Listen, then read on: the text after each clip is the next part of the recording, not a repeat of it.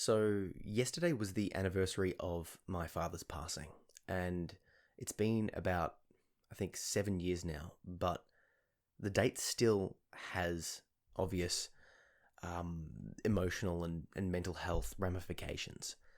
And the older I get, and the more I sort of go down this path of self healing, the the more confusing it is, because I'm looking into myself and considering all the faults and the flaws and all of the stuff that's happened to me and where that's led me to be. And I can't help but realize that my father obviously was just a fallible human like myself. And arguably he had far less access to support and care and guidance and all of that sort of stuff that I do. So then I look at that and compare that to the anger and resentment that I feel towards him for his lack of competent parenting, his neglect, and to the danger that he exposed me to in his household, and all of the abuse that I faced, and all of that sort of stuff. I'm now sort of looking at this thing going, well, do I forgive you? Can I forgive you? Should I forgive you? And I'm sort of coming to the conclusion, well, yes. I mean, like, everyone is just... not just there's a level of sort of leeway I'm starting to discover for him, because stuff happened to him in his past. He struggled himself with mental health concerns, with addiction, with all of the stuff that I've battled with, and he just turned out to not be able to manage it. Now, does this mean I want those things to have happened to me? Does this mean that I would have hoped that he would do a better job? Does this mean that I'm over it? Well, no. But what it does mean is that I'm starting to see the person behind the man, in the sense that when I was growing up, I initially had the view that, my father was this amazing man. You look at your dad like he can do whatever he likes, and like he's, great. And then you, over time, realize that the reality of that is that they're flawed. They're flawed individuals.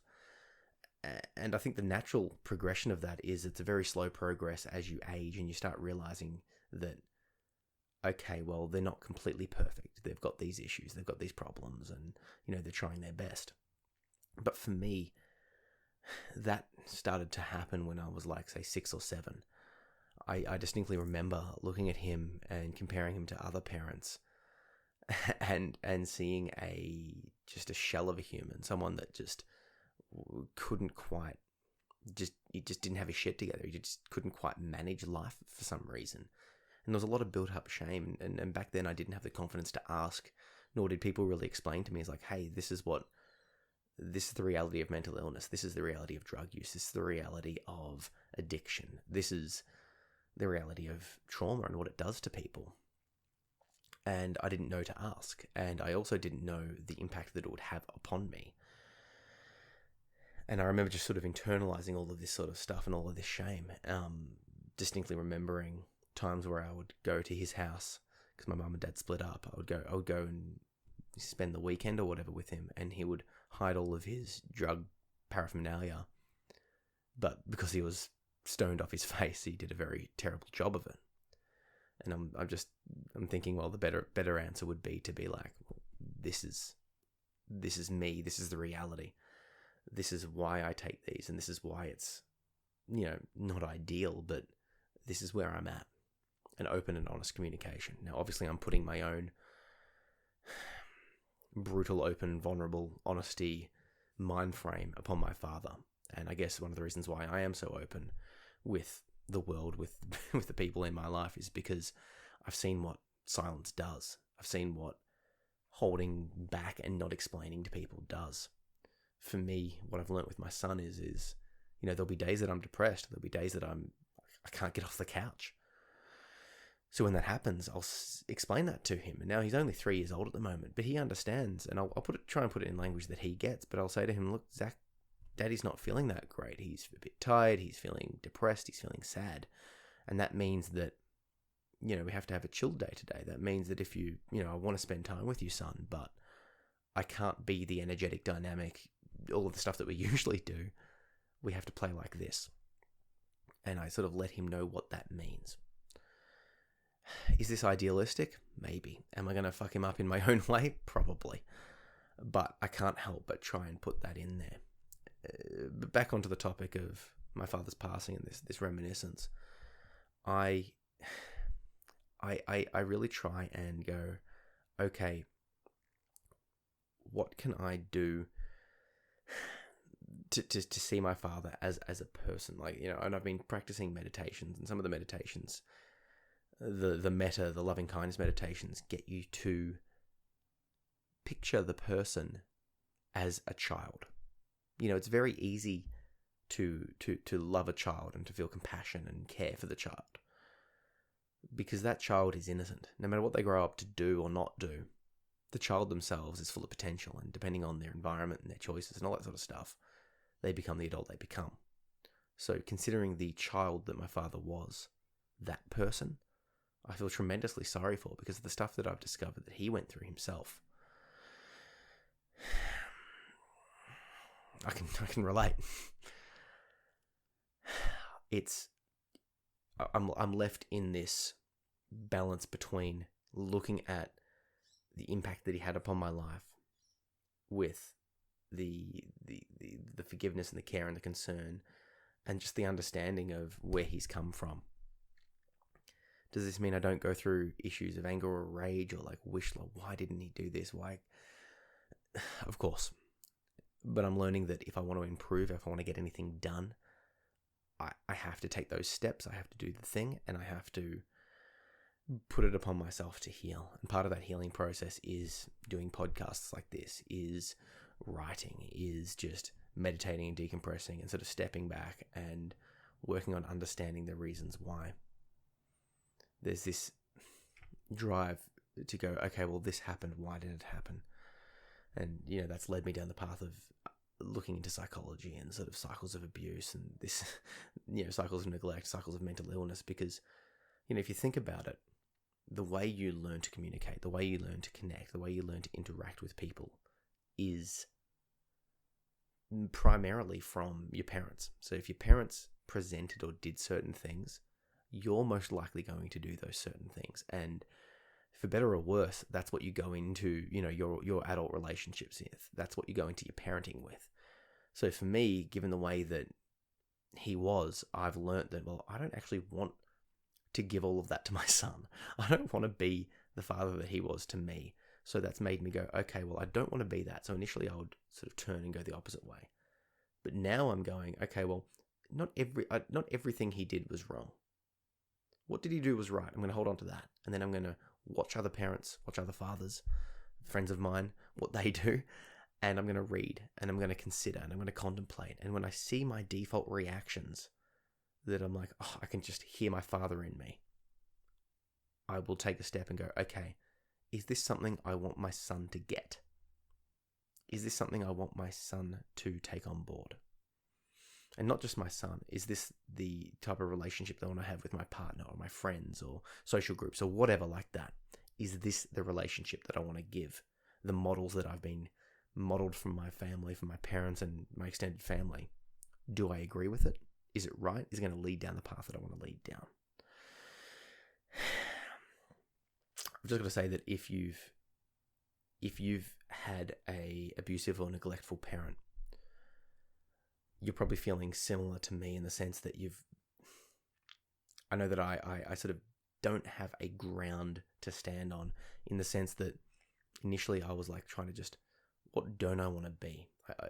I sort of had to transform myself to fit in and survive. And then the safer and the longer I go in my current environment, where I'm, you know, happy and I'm healthy and I'm physically strong and I'm the adult now, I'm safe. From that environment, how do I then go to making sure that I remain safe? How do I then go to making sure that I can be the best person I can be? It's a process of self-discovery. It's a process of trial and error. It's a process of learning. It's not easy, but it's one of those ongoing things. One of the things that helped me tremendously is writing therapy. I talk about this a lot because it just means a lot to me, but writing down the bad stuff of my past, getting it onto the page. Now, I choose to share it because I don't know if it's blessed or just I have an ability to share this sort of stuff without it impacting me too much, and I know other people can't. So if that's you, like, keep it to yourself. But just get it out. And this is what a competent therapist will do. You can talk and share. But I like writing because the page listens, it doesn't judge, and you can throw it out afterwards. So with that in mind, I'm going to read you the next chapter of my book, Under the Influence, Reclaiming My Childhood. Now, like I said, this book was an act of writing therapy, so it contains a lot of the stuff that I just had to get out and express, and the process of it was very challenging to write, and it sort of knocked me down a few pegs, but I healed stronger. And every time I go back through it, it hurts, but I'm recovering. It's a process and journey of recovery. So, like everything I do, I release everything I do for free online. Over time, I'll be sharing all of the chapters of this book, either on the podcast or on the blog. But if you like it and you want to support what I'm doing here, you can grab yourself a copy. It's out as a paperback, ebook, and audiobook. So with that in mind, I want to read you the next chapter called Fitting In. Attachment theory proposes that the relationship forms between a parent and a child can significantly influence the dynamics of that child's long-term interpersonal relationships. The infant's ability to develop trust in their caregivers will influence their relationships for the rest of their life. Attachment theory further suggests that how an infant is raised will actually change the internal narrative of the child, the way they look at, judge, and observe the world. This carries on to adulthood and will colour every interaction and event. How they view connection, love, and life are all skewed based on the narrator that lives within.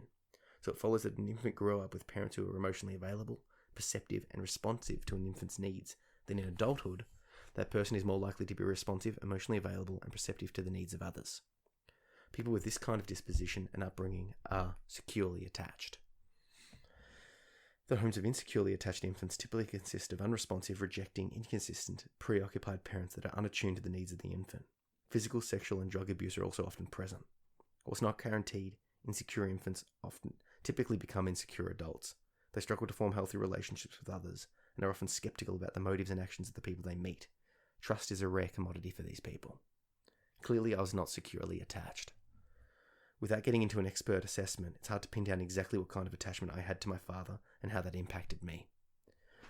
But given my dad's continuous afflictions with drugs, his disorganized personal life, and the constantly dangerous social situation of his home and his avoidant, distant demeanor, it's not a stretch to presume that I fit somewhere in the insecure attachment side of things. Throughout my entire life, I've always felt outside of the group, never quite fitting in with what the guys were doing, never quite understanding how to act in social situations. This isn't to say I was unpopular or didn't have friends. On the contrary, I've always found it easy to make friends. Rather, I find that often I have the feeling of being a fraud, of acting rather than doing, and that they'll one day discover my act and I'll be ousted. I'm sure that everyone puts on a show at some stage of their lives in order to fit in or learn the ropes of a new situation. When you meet a group of people or start a new hobby, you have to learn the group's norms, language, and mannerisms. You do your best to fit in, even though you don't fully understand exactly what is being done or why. Eventually, given enough time, you too will be part of the in-group. And it becomes seamless. You are no longer acting. You've now assimilated into the group. Perhaps your presence even shifts the group slightly into a new and exciting direction. The problem I face is that this process takes a long time and only rarely occurs. No matter the length of time I spend with people, I always have it in the back of my mind that they'll see me for what I am. It's hard to maintain an act and eventually I'll come undone. I find it hard to just let go and be myself around people. I suppose this leads to a much larger question of what it means to be yourself. Looking at others, I often see what seems to be people with a very strong understanding of who they are and what they stand for. Strong in their convictions, they seem to have it worked out. Their personality, dress sense, behaviour, and aspirations all seem to be consistent. They know who they are. They are who they are, and they know it. I don't have that. I feel like I'm constantly bouncing between different versions of me. I've never truly felt at home with my mind or my body. Despite wearing things that I think look good on me, I don't yet have a defined style. Trying to fit in with a certain look just makes me feel like I'm going to a dress-up party. I'll act differently around separate groups of people. Sometimes I'm strong and confident, and other times I'm weak and feeble. Often I'm humorous in the life of the party, but just as much I'm stoic or depressed in the corner. I feel like a defective chameleon, changing to fit in and often failing. The real problem is that I have no way of knowing if this is normal. I only see I only see what they want to show me in that instant. Perhaps they too have the same internal dialogue, questioning and believing themselves to be acting and fraudulent. I was once told that it's not so hard to be myself in this regard because I'm comparing my whole life, internal dialogue and mood to what people perceive of them in the instant. My internal world will affect both how I judge them and how I'm judging myself. This thought was comforting until I realized it meant that I can't even objectively judge people against myself. So here I am, left wondering about my place in society, questioning how I got here and why I feel the way I do. I'm not sure if it's normal to ruminate this much, but I have a feeling that most people can just let go of these thoughts a lot easier than I can. It's hard to have these kind of discussions with people. Most can't empathize with the severity of the thoughts that impact my mental state. When I open up, I often get the variation of the following: why don't you just focus on the important things? You think too much. Why don't you just move on? You're a great person. You just need to see that. Whilst this is well-intentioned and logical, these answers don't really help. It seems like people just go about their lives blessed with an innate level of self-confidence that simply enables them to act without any rumination. Or perhaps they don't consider their place in society or family, never wondering about their role in life. Who I am is a question that seems highly important for me to answer, yet most people never ask the question, or perhaps they're more proficient at answering it. Either way, I would love this to be a non-issue in my life. Even if people do have this discussion with me, I'm left questioning their motives and what they're saying. Are they just acting to fit in with the conversation? What do they want? Are they placating me out of concern? Do they actually understand? I'm not even sure if they understand. In fact, I don't know if I understand myself, which makes me wonder if I don't have a base if I don't have a base of myself to understand from, how can I possibly attempt to understand everyone else? It feels like I'm trying to tread water whilst also holding someone above my head. Eventually, I'll just end up drowning. One of the key facets of attachment theory is trust. Trust between people is vital for the development of any relationship. Depending on the upbringing of a child, they may struggle to develop trusting relationships into adulthood. From personal experience, I can definitely vouch for that.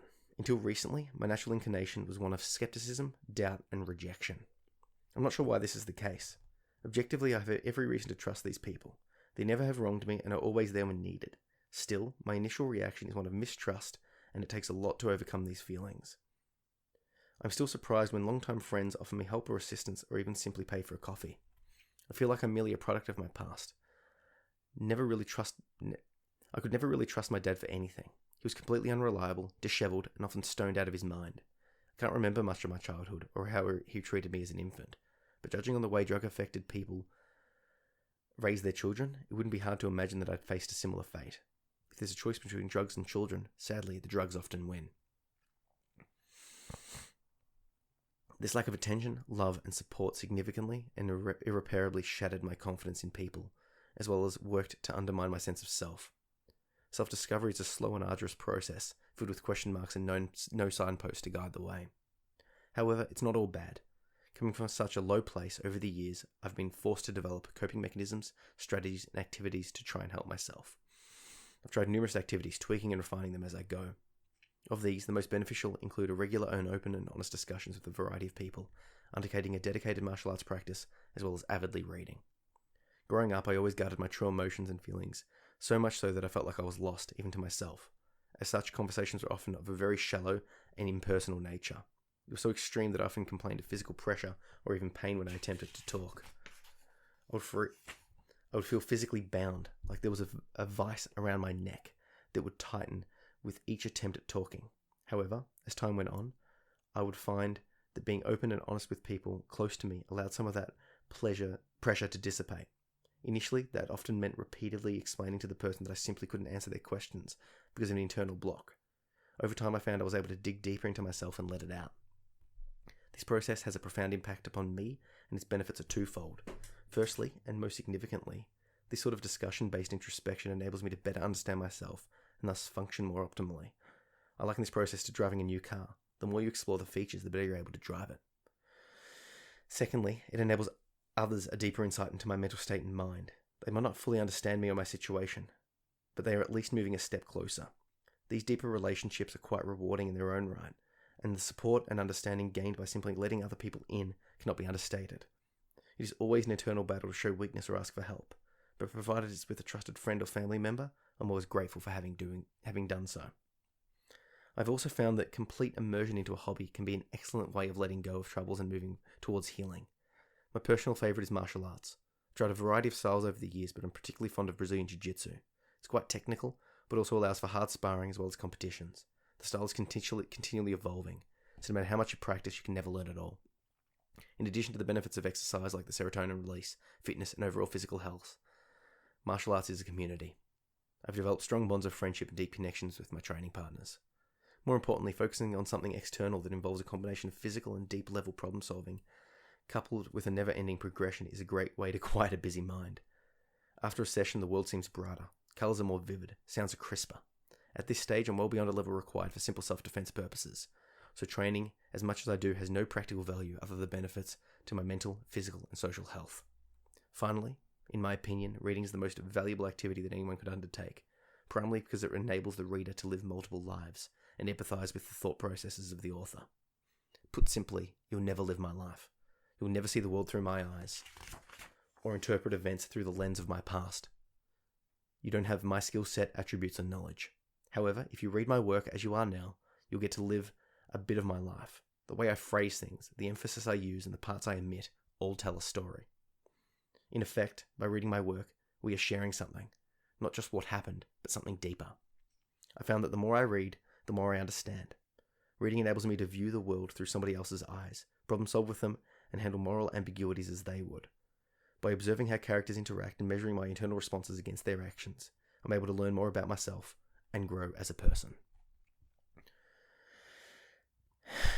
So, that was the chapter called Fitting In from my book Under the Influence: Reclaiming My Childhood. Now, a couple of caveats about that chapter in particular. Rereading it now, I can see the growth that I've made since writing that. I wrote that maybe a year after my father's death, so it's a decent amount of time ago now. And since then, I feel a much stronger sense of self. I've learnt more who I am, what I've like, and I'm sort of standing up for myself more. If I'm in a group situation, if I don't like the group situation, I won't put myself in it. I will make better choices in terms of the activities and the ideas that I have.